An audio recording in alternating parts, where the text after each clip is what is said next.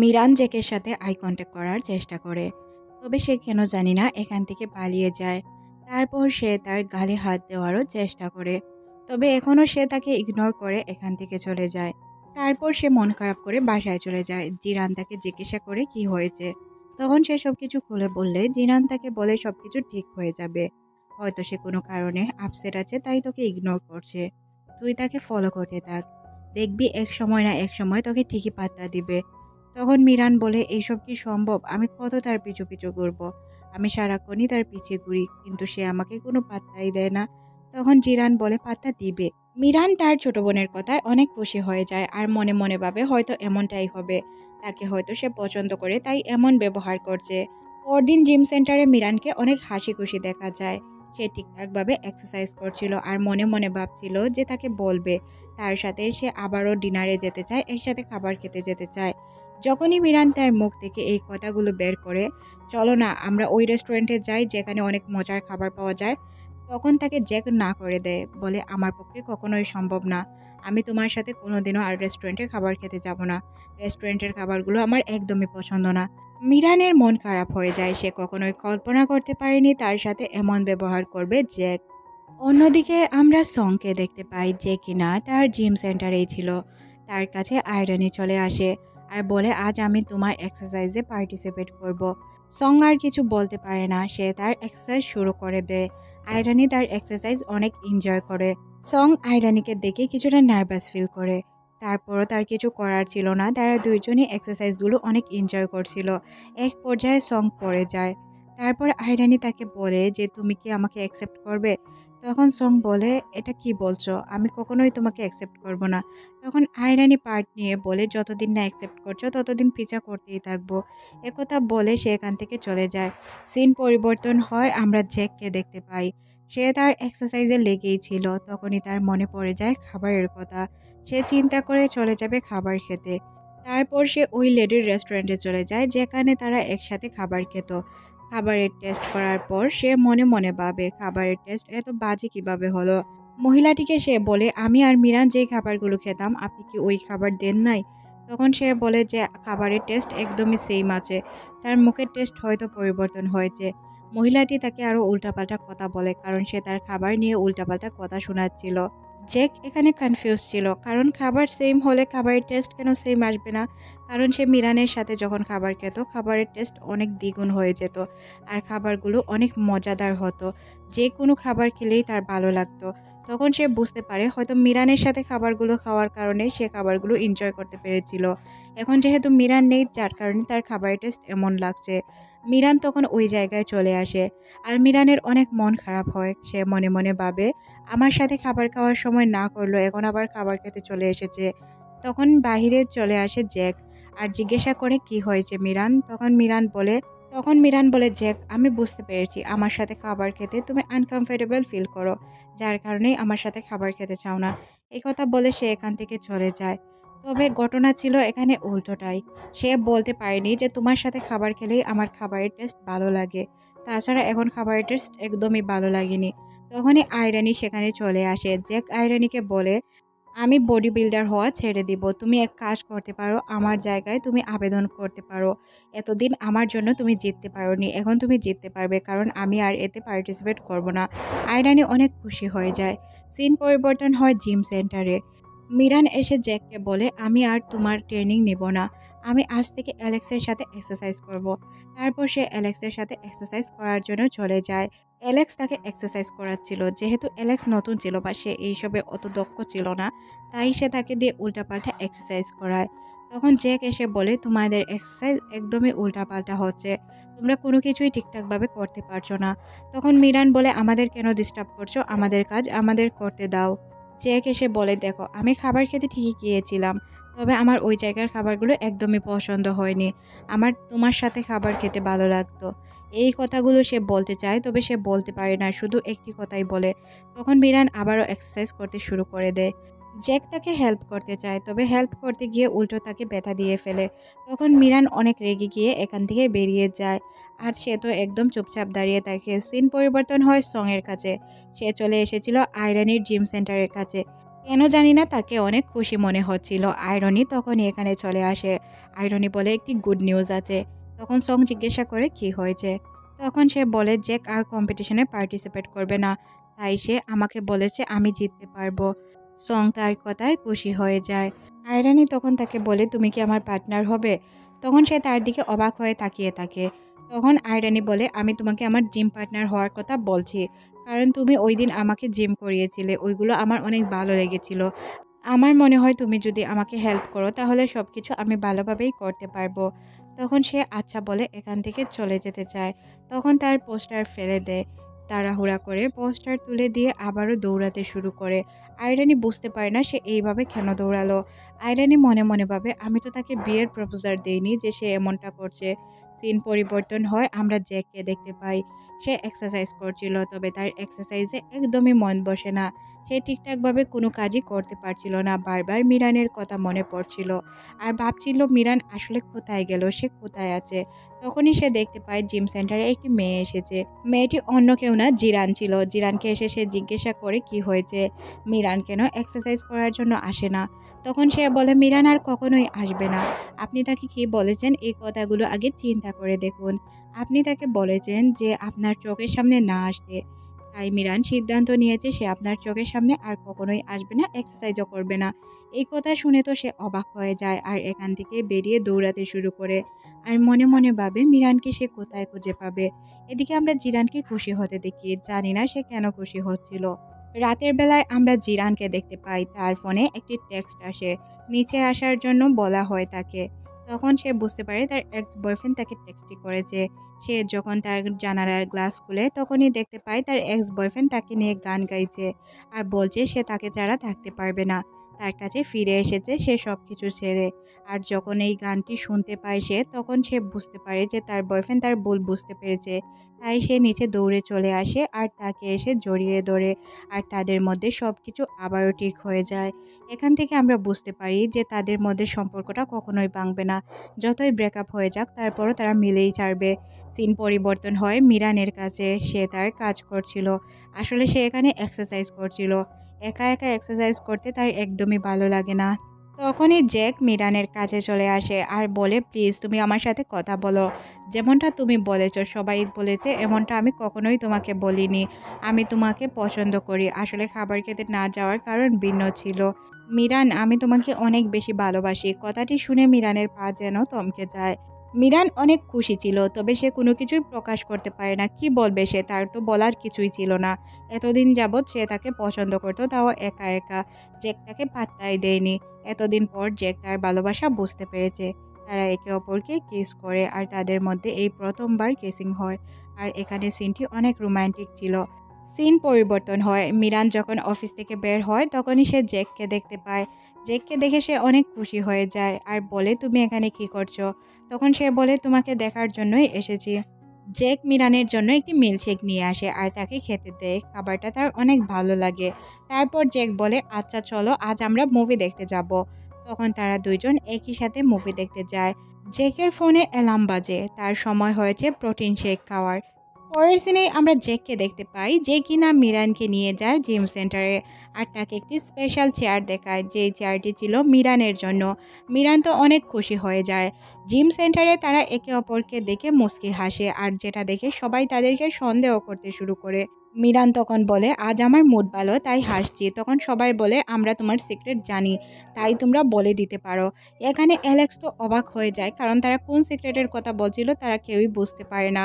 তখন আমরা জ্যাককে দেখতে পাই যে কিনা মিরানকে গিয়ে হাত ধরে বলে মিরান আমার গার্লফ্রেন্ড, আমরা একে অপরের সাথে ডেট করছি। এখানে সবাই হাততালি দিতে শুরু করে আর সবাই তাদের জন্য অনেক খুশি হয়। পরের সিনে আমরা দেখতে পাই তারা দুজন খাবার খেতে যায়। তখন মিরান বলে এটা কি ঠিক হলো সবার সামনে সব কিছু বলে দেওয়া? জ্যাক বলে অবশ্যই ঠিক হয়েছে, কোনো কিছু গোপন রাখা ঠিক না। তাছাড়াও তারা আমাদের বন্ধু, তাদেরকে বিষয়গুলো জানালে কোনো প্রবলেম হবে না। রাতের বেলায় তারা দুইজন এক্সারসাইজ করার জন্য জিম সেন্টারে চলে আসে। তখনই আমরা দেখতে পাই জিম সেন্টারের ছাদ বেয়ে পানি ঝরছে। প্লাম্পার এসে দেখতে পায় তাদের পানির সবগুলো লাইন নষ্ট হয়েছে, যার কারণে কিছুদিন আগ থেকেই তাদের গরম পানি আসা বন্ধ হয়েছিল। আপনাদের হয়তো মনে আছে এর আগের এপিসোডে আমি বলেছিলাম যেখানে তারা জিম সেন্টারটি দিয়েছে ওই জায়গার মালিক এসে বলে আমি কিছুই দেখতে পারবো না। জিম সেন্টারটি যেহেতু তোমাদের তাহলে তোমাদেরই সব কিছু ম্যানেজ করতে হবে। জিম সেন্টারের যত মেম্বার ছিল সবাই তাদেরকে সাপোর্ট করে। আর ওই চেয়ারটিও বিক্রি করার কথা বলে যেই চেয়ারটি সে মিরানের জন্য কিনেছিল। তখন সে রাজি হয়ে যায়। ক্লায়েন্ট এসে চেয়ারটি পছন্দ করে যখন কিনতে যাবে তখনই সে চেয়ারটির ওপর বসে। আর এর কারণে তার শরীরে অনেক ব্যথাও লাগে। তারপরে আমরা দেখতে পাই জ্যাক হসপিটালে ছিল। জ্যাককে হসপিটালে অ্যাডমিট করা হয়েছে এই কথা শুনে মিরান জলদি চলে আসে।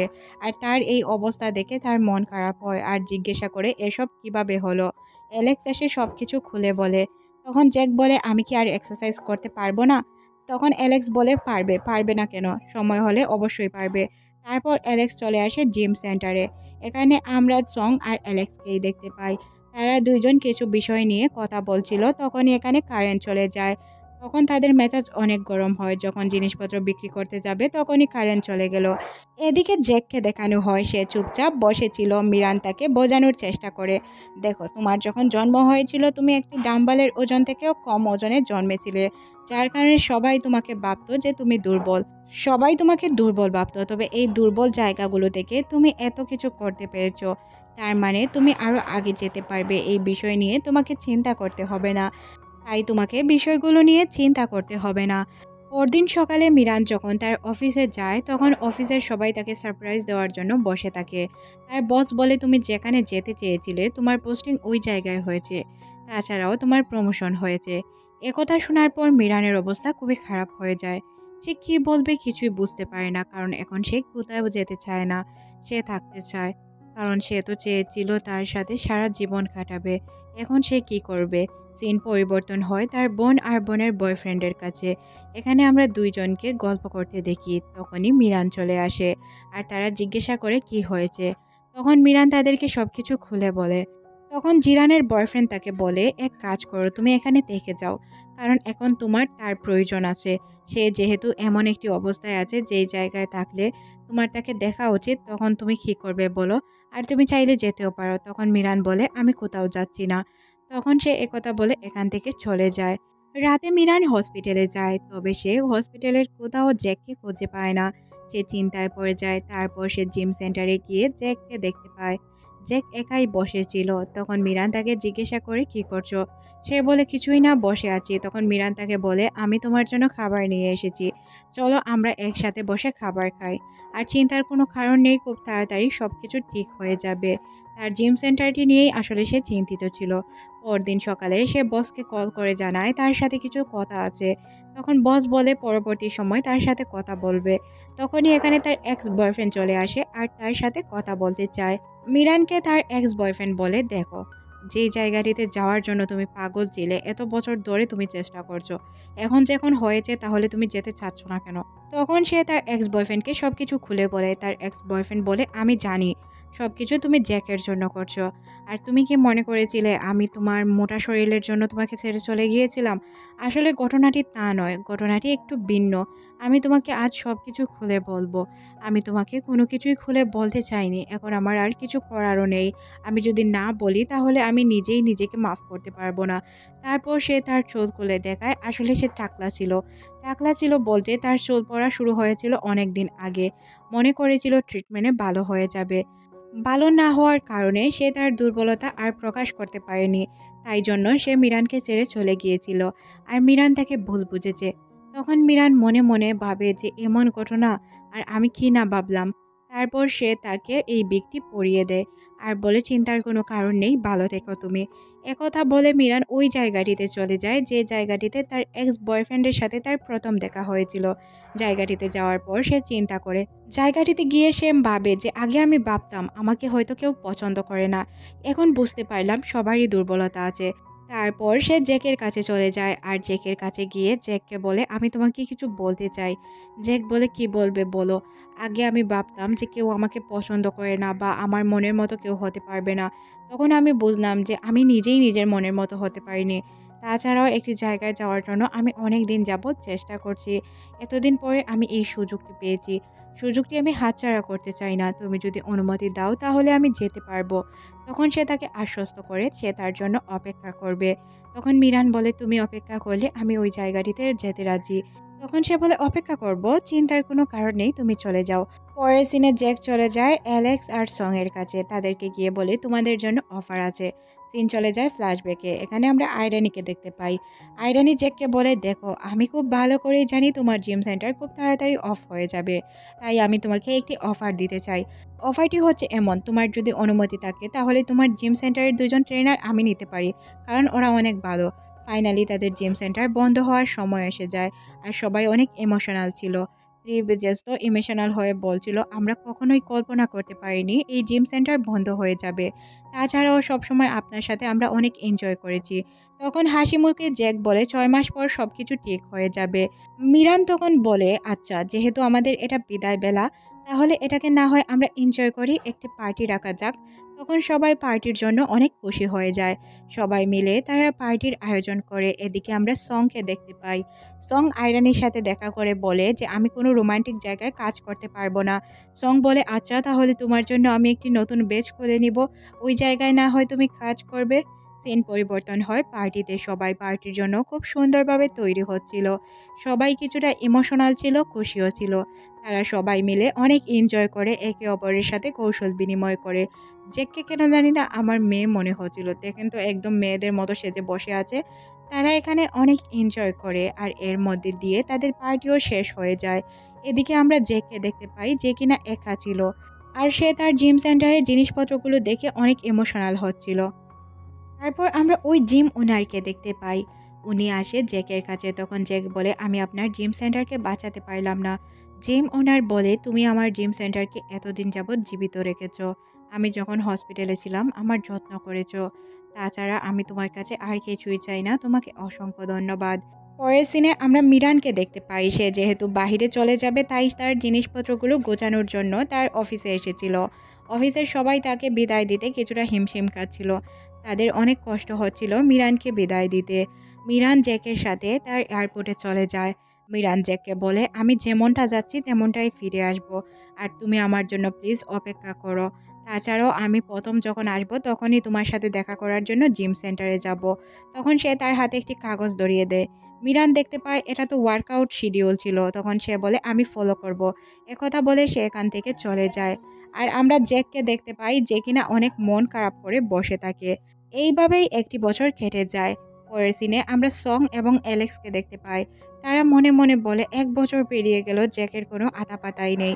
কেন জানি না জ্যাককে অনেক বেশি মিস করছি, সে কোথায় আছে তাও জানি না। অন্যদিকে আমরা দেখতে পাই মিরানের বোন জিরানকে, যে কিনা তার বয়ফ্রেন্ডের সাথে বসে বসে গল্প করছিল আর গান গাইছিল। তখন জিরানের বয়ফ্রেন্ড বলে, আমি এই গান অবশ্যই রিলিজ করব। তারপর আমি তোমাকে বিয়ের প্রপোজাল দিব, বিয়ে করব। মিরানের তখনই কল আসে। মিরান তাদেরকে বলে সামনের সপ্তাহে সে দেশে আসবে। জিরান মিরানকে বলে, জ্যাক কোথায় আছে তুমি কি জানো? কারণ জ্যাকের কোনো আতাপাতা নেই 1 বছর ধরে। তখন সে বলে, বন্ধ কর তোর উল্টাপাল্টা কথা। তখন তারা ভাবে যে তাদের হয়তো ব্রেকআপ হয়েছে, না হয় তারা তো কন্ট্যাক্ট করবে। 1 বছর হলো তারা একে অপর থেকে দূরে আছে, ফোনে তো কন্ট্যাক্ট করতে পারে তাই না? তারপর আমরা ওই 3 লেডিকে দেখতে পাই যারা কিনা জিম সেন্টারে জিম করতো। তারা আগের মতোই ছিল, তারা একটি রেস্টুরেন্টে বসে খাবার খাচ্ছিল। তারা তাদের লাইফ যেমনটা ছিল তেমনটাই এনজয় করে। তবে তাদের অনেক কষ্ট হয় জ্যাকের জন্য। তারা জ্যাককে অনেক বেশি মিস করছিল, কারণ জ্যাক প্রত্যেকটি বিষয়ে তাদের অনেক বেশি হেল্প করত। তারা বলছিল, সে বলেছিল 6 মাসের ভিতরে সবকিছু ঠিকঠাক করে দিবে, চলে আসবে আমাদের জন্য জিম সেন্টার নিয়ে। হয়তো এই বয়ে সে পালিয়ে গিয়েছে কারণ সে তার কথা রাখতে পারেনি, না হয় সে এতদিনে ফিরে আসতো। তারা এই বিষয়গুলো নিয়েই কথা বলছিল আর বলছিল সে যদি ফিরে আসতো তাহলে ভালোই হতো, আমাদের জন্য অনেক উপকার হতো।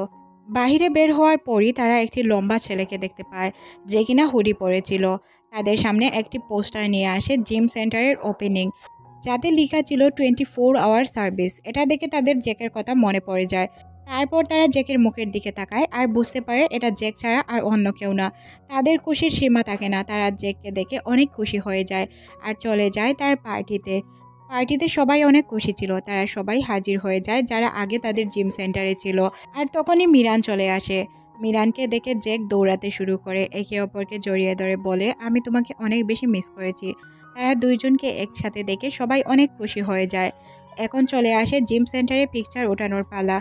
পিকচার ওঠানোর জন্য সবাই একত্রিত হতে চাইলে তখন মোটা যে ৩ জন ছিল, মোটা ৩ জন বলে যে আমাদের বডি তো একদমই ঠিকঠাক নেই, তাহলে আমরা কিভাবে পিকচার ওঠাবো? জ্যাক বলে পিকচার ওঠানো যাবে।